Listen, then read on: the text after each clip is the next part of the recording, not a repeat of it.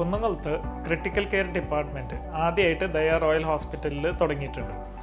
ഇതെന്ന് വെച്ച് കഴിഞ്ഞാൽ ക്രിട്ടിക്കലായിട്ട് വരുന്ന പേഷ്യൻറ്റ്, അത് എന്തോ ആയിക്കോട്ടെ, ഇപ്പോൾ സ്നേക്ക് ബൈറ്റ് അല്ലെങ്കിൽ ആക്സിഡൻറ്റ്, ഈ H1N1 അല്ലെങ്കിൽ കോവിഡ് പോലെ എന്ത് അസുഖം വന്നാലും ICUയിൽ ട്രീറ്റ്മെൻറ്റ് വേണമെന്നുണ്ടെങ്കിൽ അതിന് പ്രോപ്പറായിട്ടുള്ളൊരു ക്രിട്ടിക്കൽ കെയർ ഡിപ്പാർട്ട്മെൻറ്റ് വേണം. പിന്നുള്ളൊരു പ്രത്യേകത എന്താണെന്ന് വെച്ച് കഴിഞ്ഞാൽ നമുക്ക് 24 hours എമർജൻസി ഡിപ്പാർട്ട്മെൻറ്റ് ഉണ്ട്. അതായത് 24 മണിക്കൂറും MD അല്ലെങ്കിൽ DNB കഴിഞ്ഞ എമർജൻസി ഡോക്ടേഴ്സ് അവിടെ ഉണ്ടാവും.